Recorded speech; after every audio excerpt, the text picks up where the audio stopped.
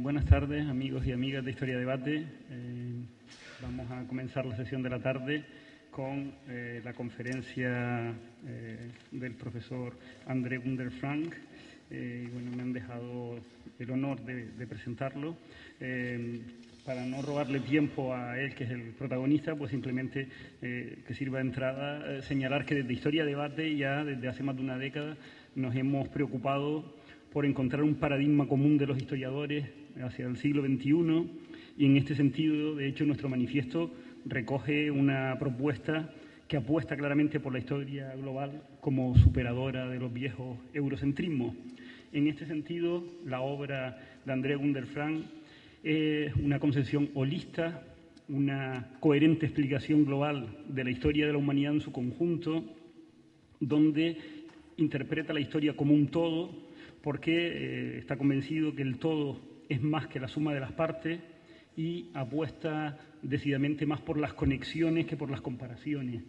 Del extenso currículum del profesor Frank, simplemente dar algunos pequeños datos biográficos, decir que se doctoró en Economía en la Universidad de Chicago en el año 57, ha sido profesor en muchas universidades de Europa, de África y de América, citar entre otras Iowa, Michigan, Santiago de Cuba, Brasilia, Santiago de Chile, y su trabajo es claramente interdisciplinar.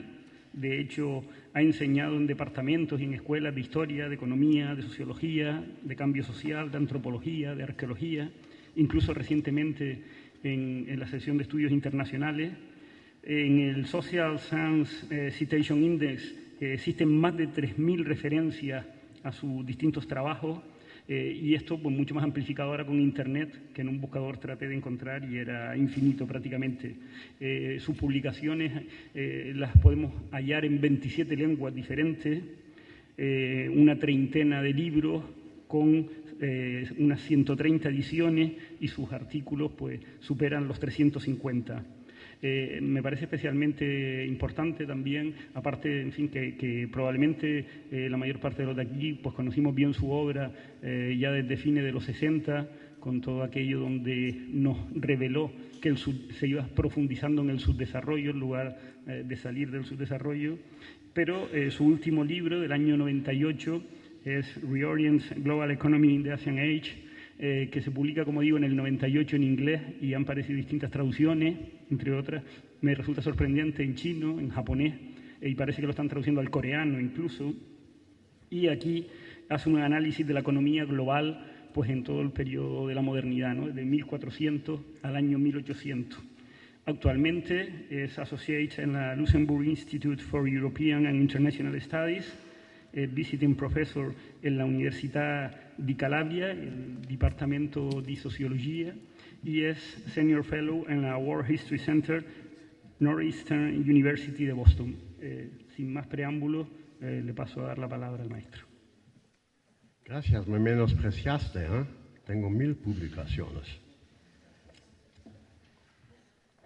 El 11 de marzo estuvimos en Italia. Y el día siguiente leí en el periódico más importante de Italia sobre qué pasó en Madrid. Y mi señora es testiga que busqué y busqué y busqué una sola palabra en el diario que dijera la verdad de lo que pasó.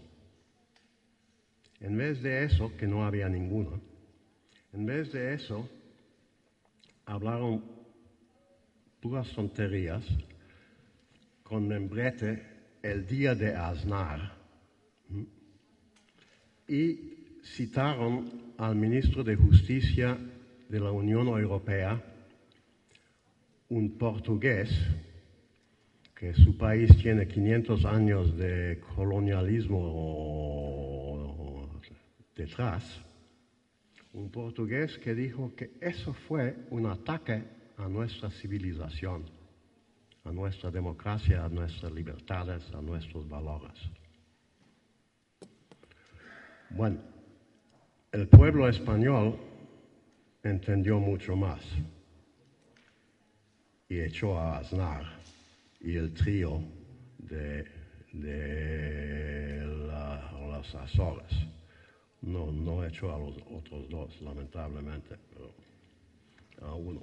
Pero identificó la causa. Entonces ahí sí el diario, el día siguiente, el 13 de marzo, hasta el diario italiano tuvo que decir algo de la verdad porque el pueblo español le había enseñado algo, obligado.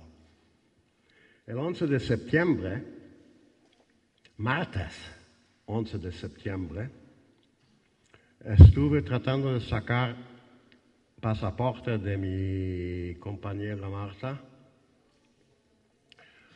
en el centro cuando un primo de ella bombardeó la Casa de la Moneda, el Palacio Presidencial de Salvador Allende, y así empezó el golpe de Estado en Chile, que costó 30,000 vidas, no 3,000. Nadie se acuerda, nadie lo menciona. Otro 11 de septiembre posterior, yo estaba dando clases en una cátedra de Historia Mundial en la Universidad de Nebraska. Y esa misma mañana entonces estuvimos mirando la televisión de los acontecimientos.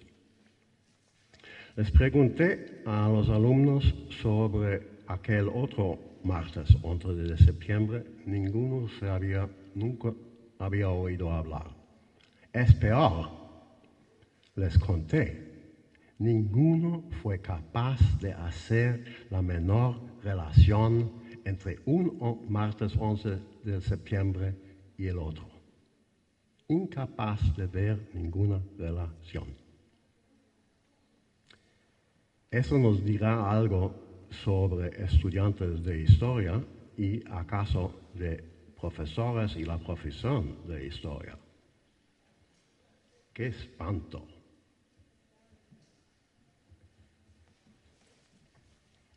Bueno, eso de atribuir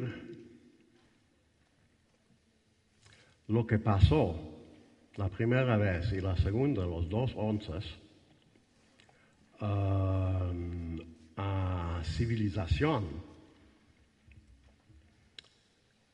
también es un espanto. Es políticamente muy peligroso porque se hace eco de lo de Huntington, que era un ideólogo de la Guerra Fría, reciclado a ideólogo a la guerra actual, con su mal celebrado choque de civilizaciones que no existen.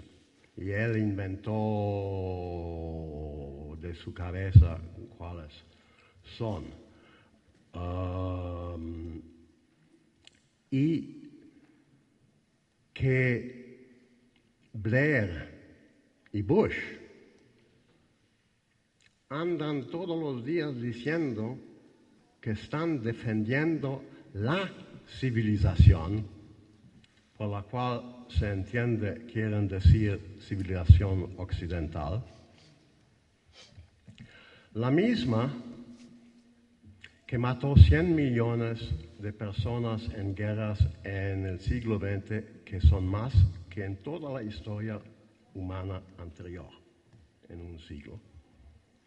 Y que los mismos Bush y Blair ya la destruyeron. Ya destruyeron de un golpe el logro más importante de la civilización, si es que hubiera, que fue la ley internacional y las instituciones internacionales establecidas a lo largo de los siglos y después de la Segunda Guerra Mundial para preservar la paz y evitar que sigue esta matanza por las guerras. Pero con sus bombas hacen lo mismo que los norteamericanos en Vietnam. Hay que destruirlo para salvarlo.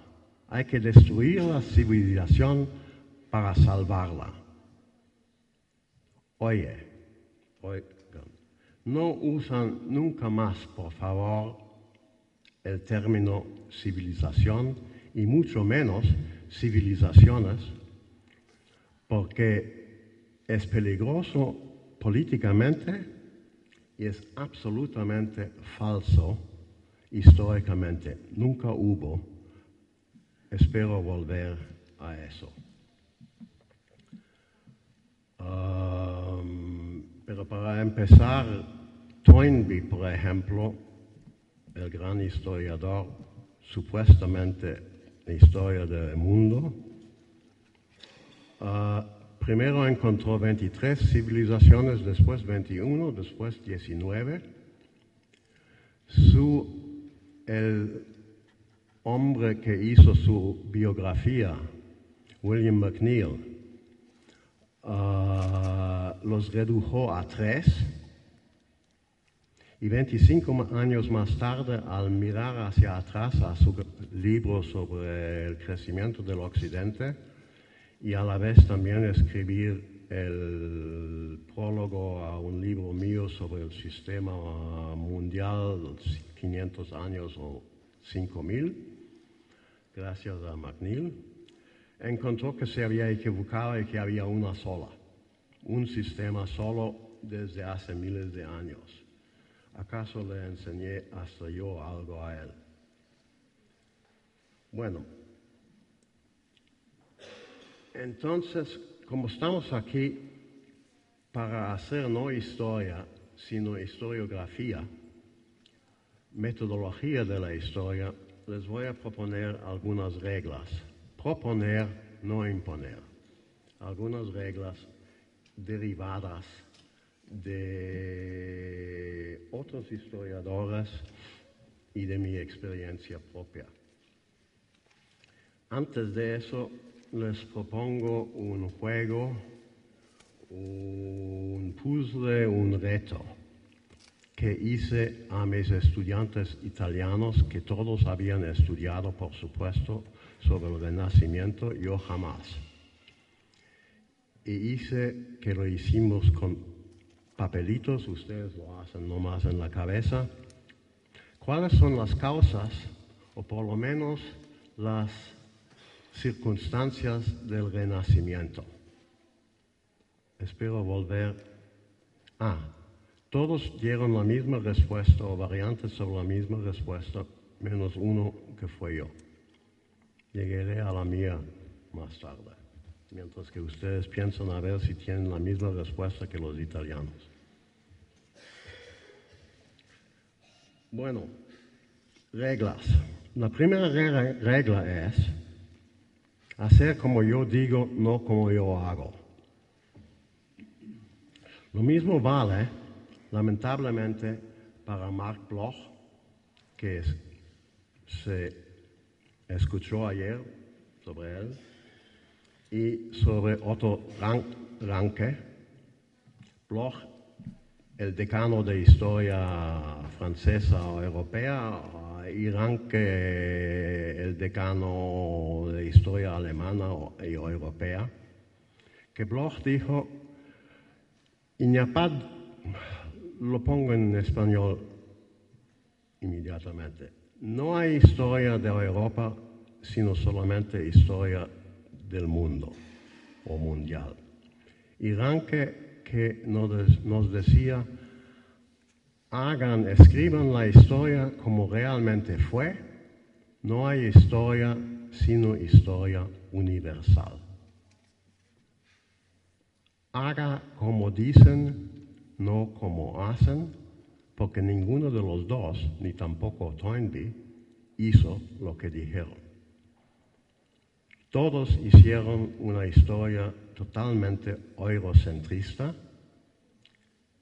sin nunca entender qué pasa en el resto del mundo, o siquiera darse cuenta. Al decir historia universal, significa lo que el compañero ya me atribuyó, que el todo es más que el conjunto de sus partes, y es más, el todo influye en la formación de sus partes y en las relaciones entre las partes. Entonces, no se entiende ninguna parte o ningún proceso aparte de su lugar dentro del todo, dentro de la historia mundial, global, universal, llámase como quiera.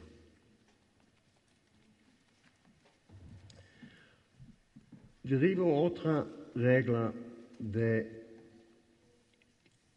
alguien, del decano, digamos, de la historia china de Estados Unidos, John K. Fairbank. Una de las reglas que él propuso es que hay que contar también. Tú sigues siendo así, me distrae mucho. Me felicito que estás siempre de acuerdo, pero no puedo sino mirarte a ti. Disculpa. Culpa mía, no tuya.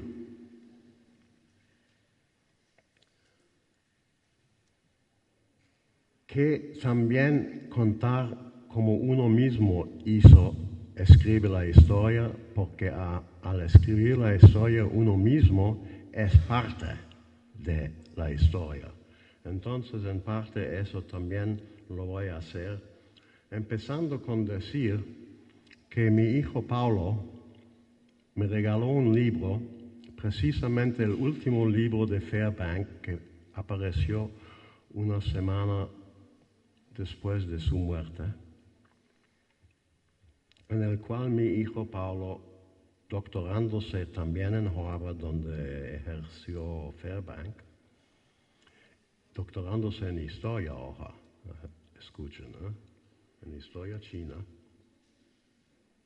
me escribió de uno que estudia los árboles a uno que estudia el bosque. Gracias, Paulo. Al estudiar el bosque, significa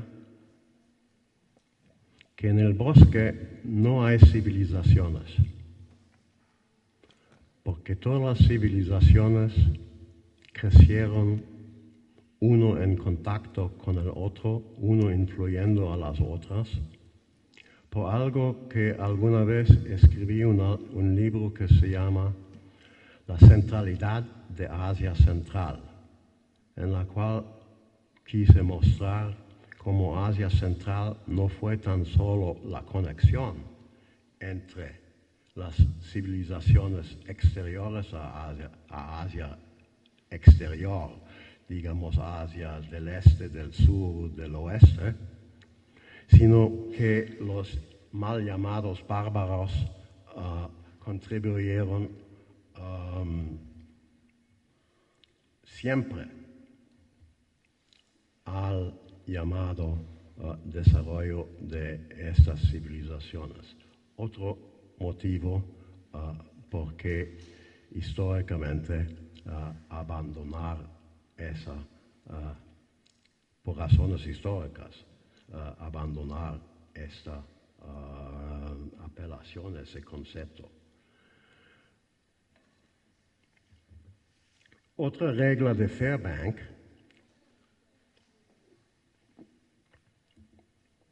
y resulta que también, como oímos ayer de Marc Bloch, y también del viejo Karl Marx, los tres, es de estudiar la historia regresivamente, de hoy hacia atrás o de cuando quieren mirar el momento histórico que quieren estudiar hacia atrás y no hacia adelante.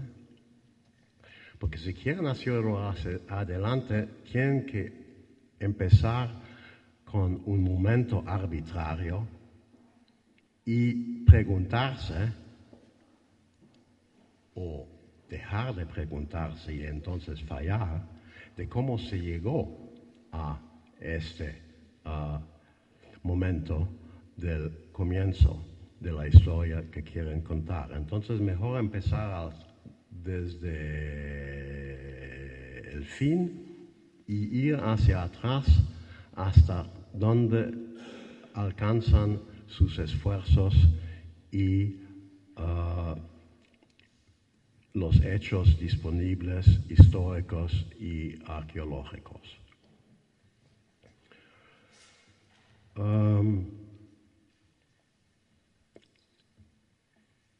Eso lo hice yo. Por ejemplo, 40 años atrás escribí una cosa sobre el subdesarrollo capitalista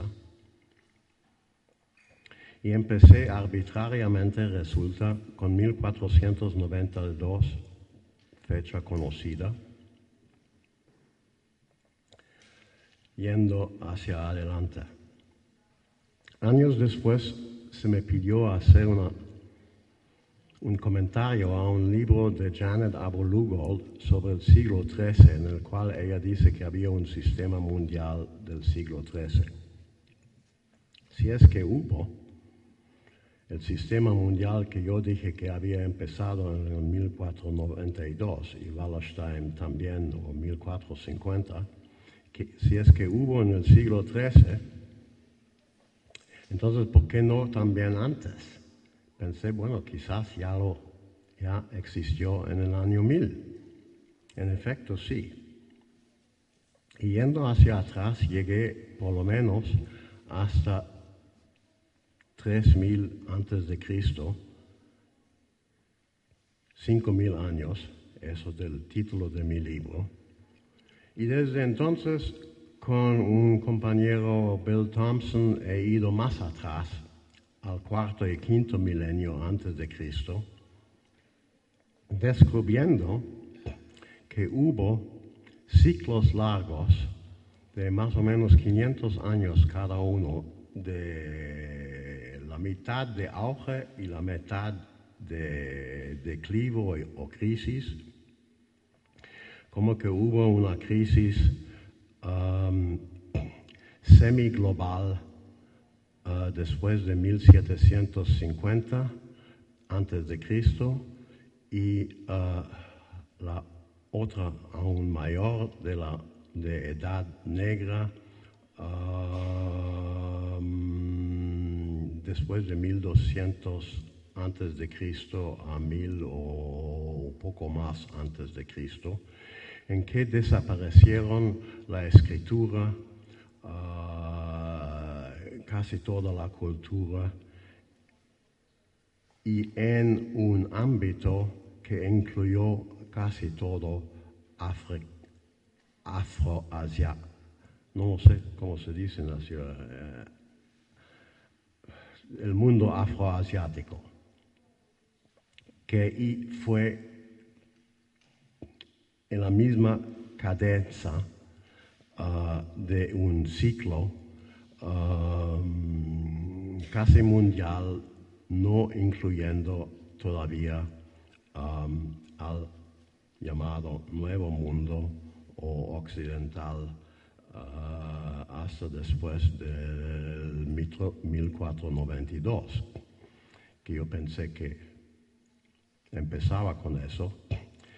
Pero yendo hacia atrás, así se ve también que el viaje de Colón y de Vasco da Gama, etc., eran parte de un auge que empezó en el 1400 en China, llegó al 1450 a Europa y los europeos querían insertarse en ese auge económico, por eso que Colón se fue para allá buscando el oro en China y Vasco da Gama parecido.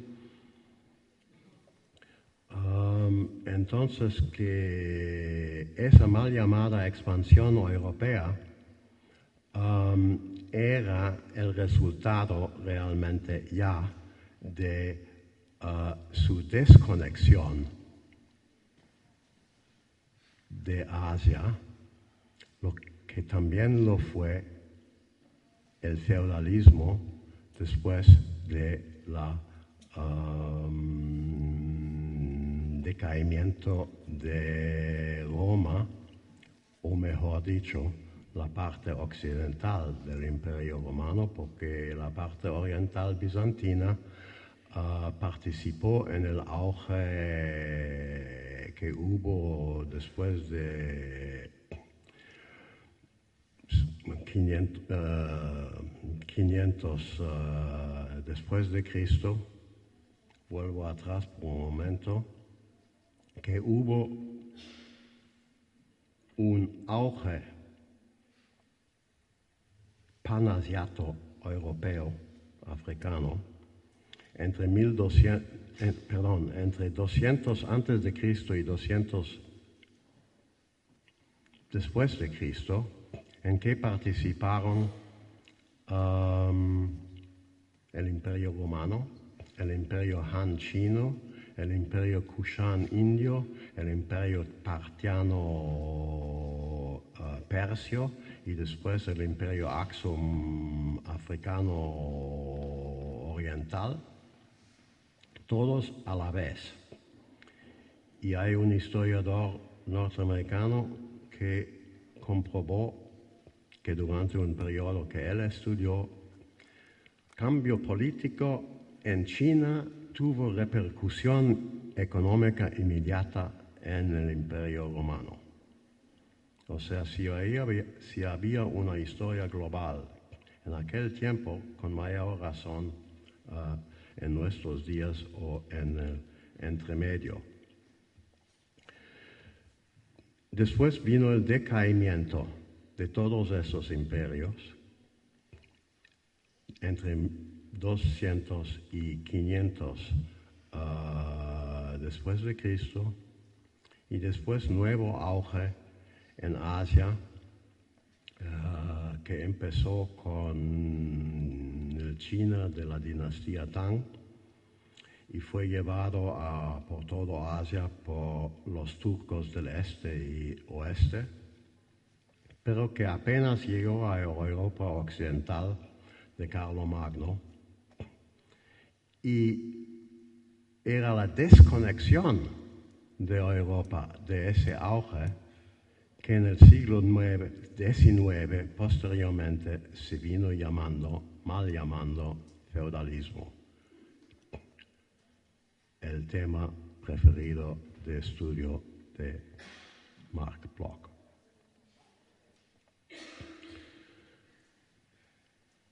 Eso significa también que cuando Bloch, como aprendimos ayer, nos hace hacer comparaciones, ojo, cuidado con las comparaciones. En primer lugar, y Etienne mencionó eso, tanto mejor, si uno compara, digamos, dos hermanos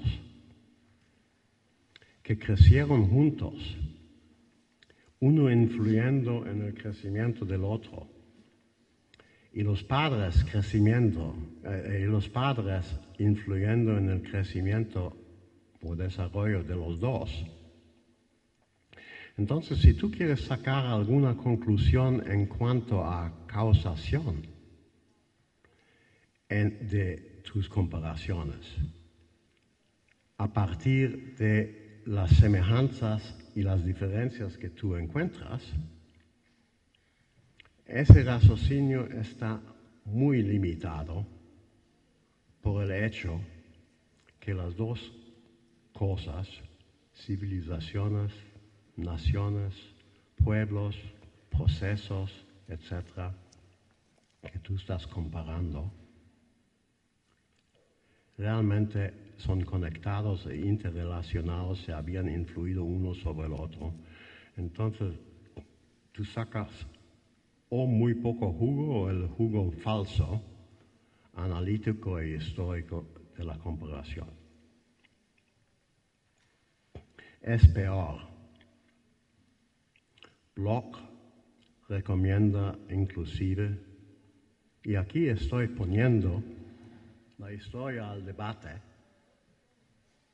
entiendo que para eso estamos aquí, estoy debatiendo con Bloch y con Etienne, Marc y Etienne y ustedes. Aún peor cuando recomienda hacer las comparaciones también por el tiempo, entre hoy y antes o entre un año y otro año. Porque otra regla que quiero proponer es una derivada de Joe Fletcher, también de Harvard, y Gunther Frank, que lo hizo antes, de ninguna parte, que se haga la historia no verticalmente, sino horizontalmente, lo que Fletcher llamó una macrohistoria integrada horizontal, de mirar todas partes que se estudia al mismo tiempo y ver las conexiones que hay entre ellos. Yo olvidé de mirar el reloj cuando empecé. ¿Cuánto tiempo me queda? ¿Mucho? Bueno. ¿Cómo? Ay, no es mucho. Les pongo un ejemplo parcialmente personal. Tengo un amigo arqueólogo que como arqueólogo no encuentra trabajo, entonces trabaja para el Ayuntamiento de Castelldefels, ahora un balneario suburbio de Barcelona. Pero en su excondición, debería hacerse historiador en vez de arqueólogo, entonces podría encontrar trabajo como historiador, siempre dándose cuenta de quién nos paga, o a ustedes. Les paga el Estado, directa o indirectamente, para inventar una historia nacional que no existe, para legitimar el Estado nacional que tampoco existe. En España no habrá que hablar más sobre eso, que hay los vascos, los catalanes, los andaluces, hasta los gallegos, pobrecitos, para no mencionar los castellanos.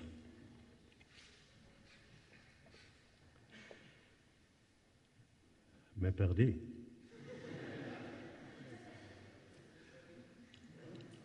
¿Dónde estaba? Eso. Sí, del arqueólogo, gracias. Bueno, desenterró unas monedas y pudo, en su condición de arqueólogo, decir cuándo los había enterrado alguien en el trasero de su casa. Fue cuando Cataluña quiso liberarse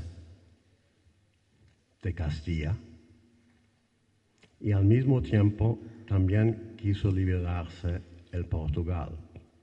Y la corona escogió entre dos males. Como Cataluña estaba apoyada por los Borbones, decidió dar la pelea en el este y dejar a los portugueses que se vayan por su cuenta, lo que era el principio renovado de la independencia portuguesa.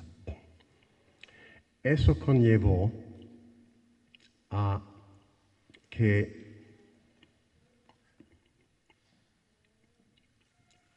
los portugueses que estaban en Brasil y los holandeses que habían invertido en el azúcar del Brasil, los echaron. Y los holandeses se fueron, como eran parte del imperio español, los holandeses se fueron con su capital a Barbados y empezaron la industria de azúcar de plantaciones y de esclavitud en Barbados. Al mismo tiempo, hubo un pogrom en Manila, en que se mató 27,000 chinos porque no pagaron sus deudas con los españoles en el comercio del galeón de Manila entre Acapulco, Manila y China. Y al mismo tiempo no pudieron pagar los costos de sus ejércitos, los chinos, lo que contribuyó mayormente a la caída de los Ming y su sustitución por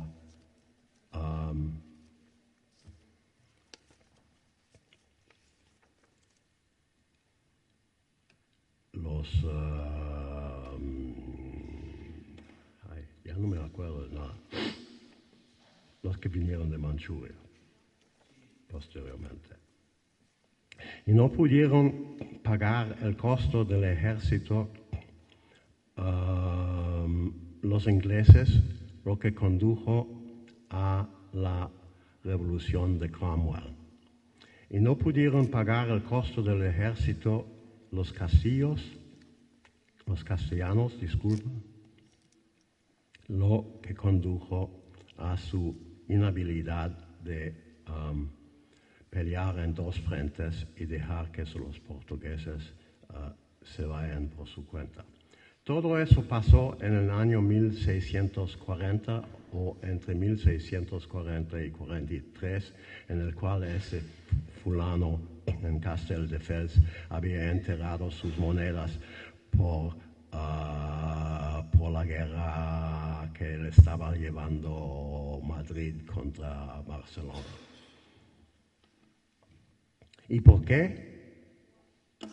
No lo dijo Smith, pero sí Adam Smith encontró la verdadera causa. Siglo y medio después, Smith, en el año 1776, en La riqueza de las naciones, escribió, entre otras cosas, que en el año 1637, repentinamente, bajó el precio de la plata. Porque antes se había producido más y más plata, con cual que había una sobreproducción de plata, y toda esa producción de plata, el imperio, como dije ayer, quizás era en la entrevista, no hubiera habido imperio español sin China, porque eran los chinos que compraron la plata y sostenieron el precio de la plata en el mundo, y la mitad de la plata que los españoles sacaron no por su cuenta, sino explotando a los indígenas de las Américas, la mitad de eso pagó en China. Pero en el 37 bajó el precio de la plata y con eso la producción de la plata, y de repente hubo una escasez de plata en el mundo en el año 1640, y todos los acontecimientos que les conté en ese año se debieron a esa misma causa. Estaban todos relacionados.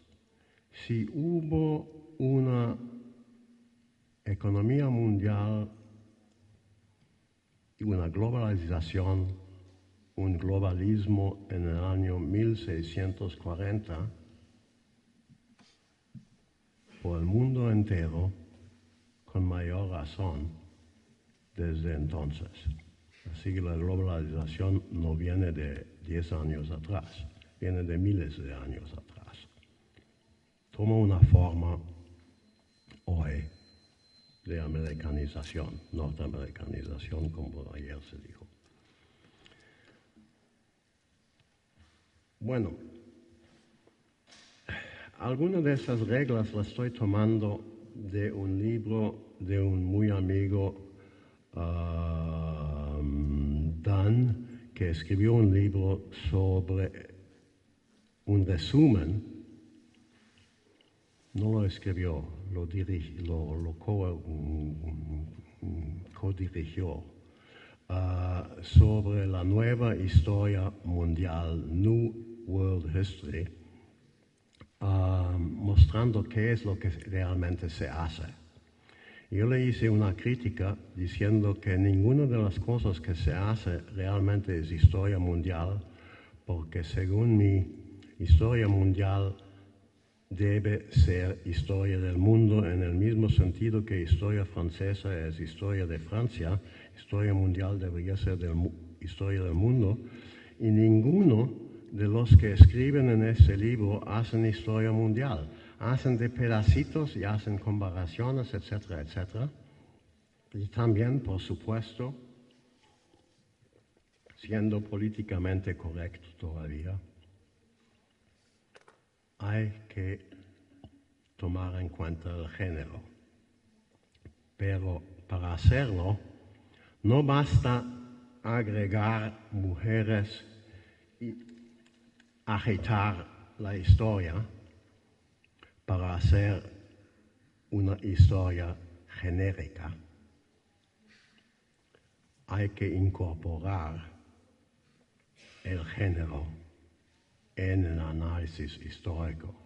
Y para hacerlo, propongo, no la única, pero una manera, de también incorporar en la historia mundial la historia de los movimientos sociales, porque después se van a dar cuenta que en los movimientos sociales la mujer que ha desaparecido de la historia escrita por los hombres y por los ganadores, reaparece en los movimientos sociales tanto en un papel de lideranza y mayormente en un papel de participación, así que se hace a la vez historia de movimientos sociales genérica, de género y mundial. Pero no lo voy a hacer ahora en el tiempo que me queda,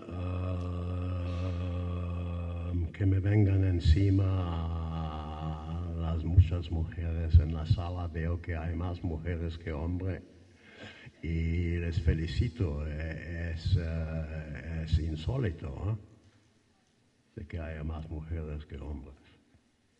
En ese acto, si me permite, a los organizadores, la historia del debate, no hay más mujeres que hombres aquí arriba.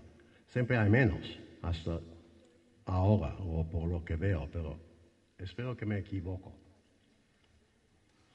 Y si tengo razón esta vez, a ver qué hagamos en la cuarta. Bueno, implicaciones de lo que he dicho. ¿Cuántos minutos me quedan? 10, más o menos, menos. Escribí un libro que se llama Reorient. Es un juego de palabras en inglés que no se puede hacer en castellano, de reorientar. La economía global en la época asiática va de 1400 a 1800 y muestra que hasta 1800 por lo menos era predominante Asia y en especial China en el mundo, y Europa quedó aún totalmente marginalizado. Ahora estoy escribiendo un secuelo al libro Reorientar el siglo XIX, y veo que me equivoqué en el anterior al decir que lo que Kenneth Pomerantz llama la gran divergencia entre Oriente y Occidente o entre Norte y Sur, el paso de la predominancia oriental a la occidental, que eso era alrededor del 1800, no fue así.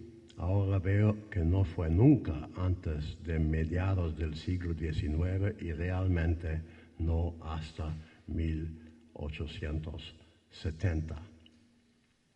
Eso significa algo muy importante. Significa que la predominancia occidental es de menos de un siglo, no de 500 años o de 1000 años, como alegan los malos historiadores que son eurocéntricos, sino es de muy poco tiempo histórico, y ahora vemos que ha sido muy temporario. En el siglo XX Asia creció más rápido que el Occidente. En la segunda mitad del siglo XX Asia del Este oriental creció 2 veces más que Occidente. En las últimas 2 décadas los chinos han hecho un milagro mayor que el japonés, con un crecimiento de 10% al año. Eso equivale a duplicar el ingreso cada 6 años, o sea que han cuatruplicado su ingreso en 20 años y siguen yendo. El siglo XXI es asiático, no es occidental, y probablemente chino. Pero antes de llegar a eso, quería un poco todavía hablar de cómo llego a eso.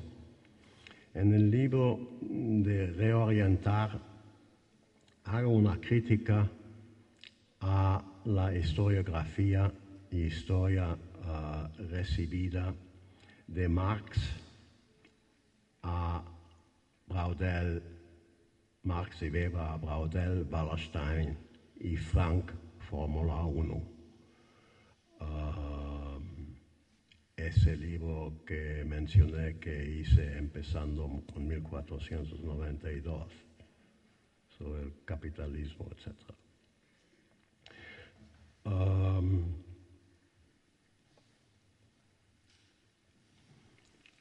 Marx, el modo de producción asiático, en que todos los orientales se quedan en el barro hasta que vengan los europeos y el capitalismo a despertarlos y levantarlos del barro. Modo de producción asiático totalmente inventado por Marx, no existió jamás. Y todo el orientalismo que fue denunciado por el recién desaparecido Edward Said, denunciado hace 30 años, pero era una crítica ideológica de una ideología. Y hay que ir más allá de eso en la historia, de hacer realmente una historia mundial y una historia alternativa que está tratando de hacer la ahora así llamada escuela californiana a la cual tengo pertenencia honorífica porque mi libro se publicó en California. Los otros están todos radicados en California, como Pomeranz, que escribió La Gran Transformación. Se ve que todos los rasgos que se atribuyó a los orientales, que según Marx y todos los después de Marx, también incluye a los africanos y a los latinoamericanos, etc. Y según, ¿cómo se llama? Huntington, con su choque de civilizaciones todavía hoy también, tenían supuestamente ciertos rasgos que no les permitían desarrollarse. Bueno, era todo lo contrario. Ahora se ha hecho un libro que se llama, recién el año pasado, el diario italiano lo mencionó, el occidentalismo. También el occidentalismo nunca existió. Max Weber, estaba de acuerdo con Marx, solo que dijo que falta agregar algo al modo de producción capitalista de Marx, y eso es la racionalidad como la levadura que permite el pan crecer, desarrollarse después de que se haya puesto todos los ingredientes que ya había puesto Marx y que le faltaba eso, y que es la racionalidad que realmente distingue los occidentales de los demás. Mentira, en una palabra. Jamás fue así. Además de que con hacer historia de características o de comparar características a lo Marx Bloch, no se llega a casi ninguna parte o se llega solamente a conclusiones, perdóname, señor Bloch, padre e hijo, equivocadas. Porque hay que hacer como dijo el propio Marx Bloch, no hay historia europea, sino solo historia mundial. No hay sino historia universal, como decía Ranke. Y si eso se hace, entonces se descubre una historia totalmente distinta. Se descubre que el declinio de España, que lo quería mencionar el gran historiador inglés sobre España, también lo data del año 1640, no por casualidad. Y el crecimiento del Occidente hay que explicarlo no por rasgos occidentales, sino por las relaciones de Occidente o Inglaterra con la economía y la economía política global en aquel entonces, en que hay que hacer una historia, como digo, horizontal, de cada momento horizontalmente por el mundo y no vertical de una parte del mundo de hoy, siquiera hacia atrás, al modo blockiano o franquiano. Y si eso se hace, también se ve que la historia de Braudel y mi muy amigo Wallerstein también no alcanza, porque ellos también empiezan con una economía o un sistema europeo que se expande y en el caso de Wallerstein, hasta la mitad de esta historia, en el año 1750, excluye 8 o 9 partes en 10 de la población mundial, porque incluye tan solo Europa Occidental, un poco oriental, un poco de África y las Américas, y excluye el resto porque todavía supuestamente no había llegado a Europa. Lo que en mayor parte es cierto, pero no significante, porque la realidad es que todo empezó en lo que ahora mal se llama Oriente o Medio Oriente. Otra palabra que no se debe nunca usar, totalmente eurocéntrica, es Asia del oeste o Asia del suroeste. Y se encuentran explicaciones no solamente totalmente distintas, sino, quiero decir, mucho más verídicas a las cuestiones históricas y actuales que nos preocupan. Se me quedó en el tintero darles mi respuesta al puzzle. Todos los italianos dieron razones culturales y otros derivados de una historia vertical de Italia o Europa Occidental. El único que en su papelito puso otra cosa era Gunther Frank, que había puesto que el Renacimiento se debió, el Renacimiento se debió al lugar que tenía Italia del Norte en el sistema o la historia mundial, es decir, el margen fin península más occidental del sistema afro-euroasiático, se debería decir asio-afro-euro, en orden de importancia,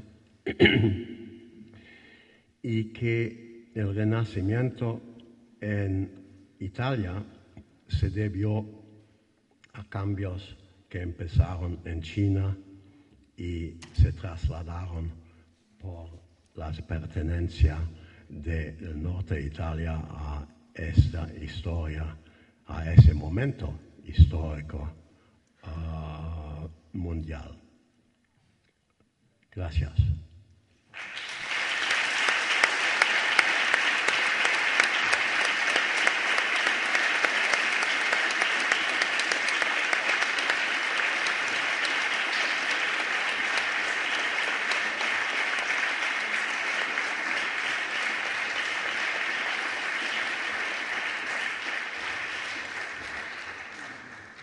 ¿Qué respuesta dieron ustedes al puzzle? A ver, en la discusión quizás. Quizás en la discusión. Muchas gracias. Ahora ya, si quieren, pues pasamos a la mesa de debate que tenemos. Tenemos aquí en el auditorio una mesa que se llama 11 de septiembre, 11 de marzo. En el aula 00, la mesa Tendencias colectivas y grandes historiadores en la historiografía. Y en el aula 03, Historia mundial como historia global.